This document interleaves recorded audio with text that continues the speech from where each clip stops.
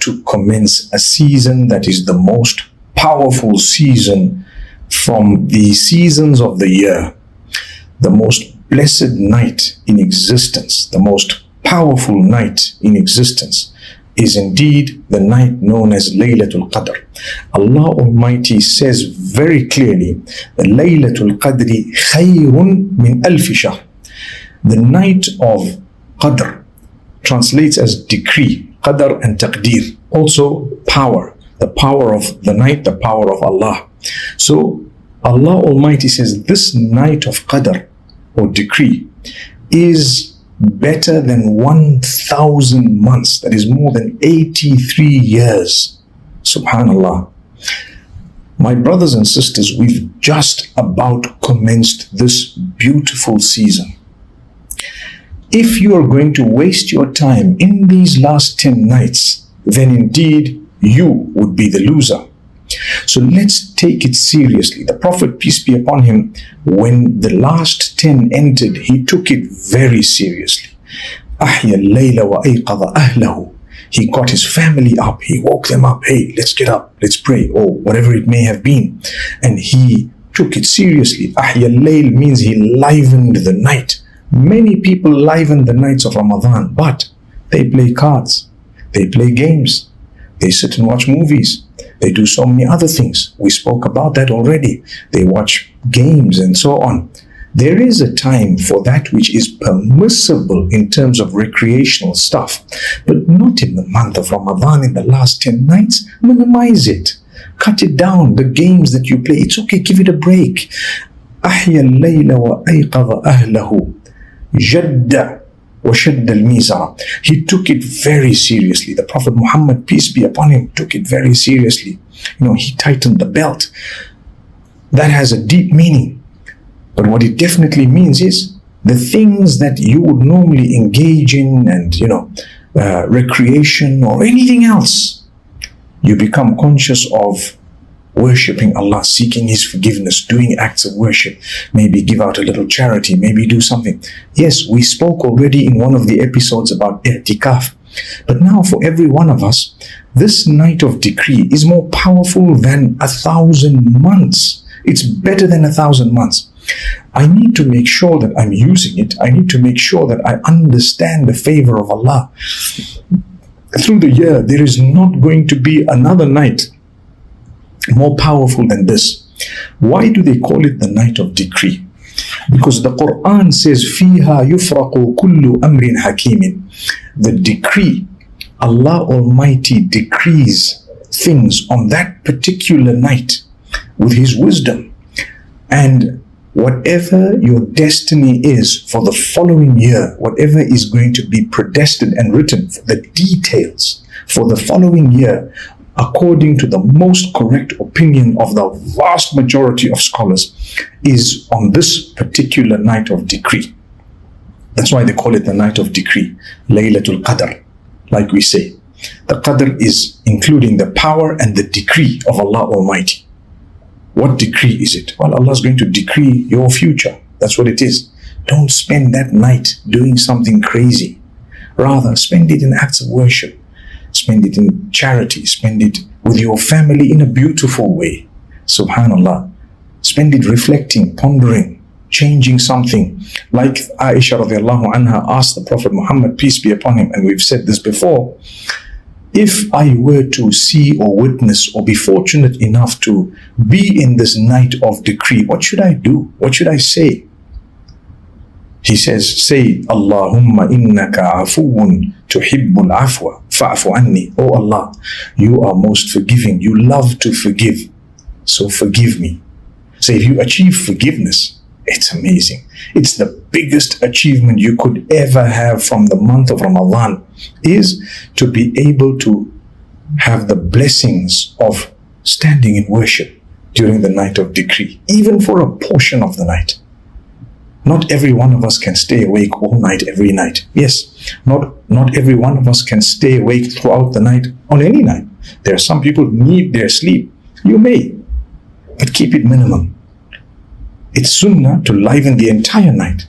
But if you really are a person who's unwell or you need that sleep, alhamdulillah, it's not wrong. You may do so, but at least spend a portion of the night doing something special. Is there not something special you're going to do?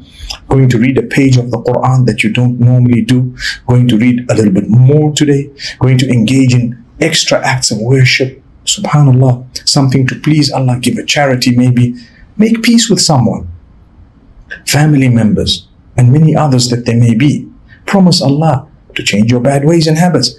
Any one of these beautiful deeds, the reward will be multiplied so much that Allah says this night is better than 1,000 months. Subhanallah. Imagine Allah's given us favor.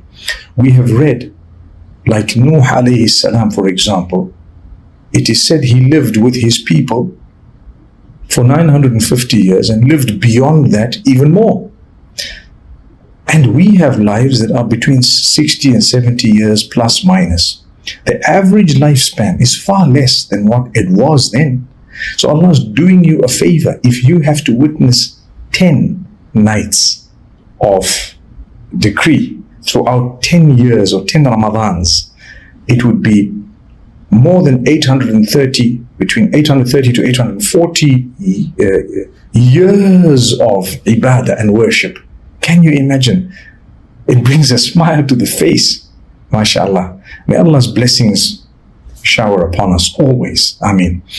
So my brothers and sisters, take it seriously. We've just entered the season. It's a beautiful season. It is powerful. It is amazing. It is the end of Ramadan. And it depicts the end of the 2/3, 1/3 remaining. It is indeed a time of the mercy of Allah, His forgiveness and freedom from hellfire. Those three things are the achievements that we are meant to be achieving through this month of Ramadan. So my brothers and sisters, Allah Almighty had initially sent down the exact date and the exact night of decree. How exactly He told the Prophet Muhammad, peace be upon him, we don't know. But there is a correct narration that states that as the Prophet Muhammad, peace be upon him, came out to inform the people, there were two people quarreling. In Ramadan, there were two people quarreling. Because of that quarrel between two members of the Ummah, Allah Almighty decided that I don't want the people to know the exact date or the exact day. I'll give them a hint as to when it is most likely, but I'm not going to tell them the exact. So that knowledge was taken away by Allah subhanahu wa ta'ala. Amazing. That is something very interesting. It shows us that disputes amongst us may take the blessing of Allah away. But in a way, we have a gift, because if we knew it was this particular night, people would worship only on that night and they would have left the rest. But because it's not known, it gives you that opportunity to worship Allah throughout the last 10 nights and throughout the odd nights, which more likely. And it is even more likely for that night to be the second half of the last 10, which makes it the 27th, 29th, perhaps, maybe the 25th, which also falls into the second half, because you may just have 9 nights as well. If you see the moon early, if you see the moon for 29, then there's going to be 9 nights. But my brothers and sisters, that night of Eid as well is a blessed night. It's a night that's not supposed to be spent in the disobedience of Allah just because it's declared the end of Ramadan, but rather in the obedience of Allah Almighty. So here we go. My brothers and sisters, are you going to take these nights seriously? Are you going to engage in some act of worship that is unique? Are you going to seek the forgiveness of Allah? Are you going to strengthen yourself to quit the bad habits that you have been engaged in and you know what they are? Are you going to become strong to fulfill your duties unto Allah and you know what they are? May Allah help us to fulfill our prayers, to be truthful people, to stay away from consuming that which is displeasing to Allah, be it an intoxicant or something that's a waste of time. May Allah protect us from addictions and bad habits. May Allah grant us clarity of thought and mind. Always ask Allah for guidance. Oh Allah, guide me to the straight path. It's the most powerful dua that we have been taught generally as Muslims, ihdina sirat al-mustaqim. It's repeated the most in the world. The dua, the supplication that has been repeated the most in history is ihdina sirat al-mustaqim. Guide us to the straight path. If you think about it, we all have to repeat that in every unit of prayer throughout the day. And there are billions of Muslims, and trillions and quadrillions of them have passed through the centuries. May Allah Almighty bless us. So, in this beautiful season, we want the forgiveness of Allah. We will change our habits. Are you going to make an effort to dress in an appropriate manner? Change the way you've been. Are you going to be conscious of the fact that you have to return to Allah at some point very soon? Are you going to be conscious of the fact that you're a Muslim, you're a believer, you should carry yourself with some respect? Are you going to be conscious of this, of the fact that you need to adjust your life to suit what Allah wants? And Allah has guaranteed you contentment, to say the least. So if you'd like that contentment that everyone is searching for, then one of the ways, or the only way, should I say, is to discipline yourselves within the obedience of Allah. And wherever we falter as human beings, seek the forgiveness of Allah. Don't forget, tuhibbul afwa is the word. Allahumma innaka afuun tuhibbul afwa fa'fu anni. Oh Allah, you are most forgiving. You love to forgive. So forgive me.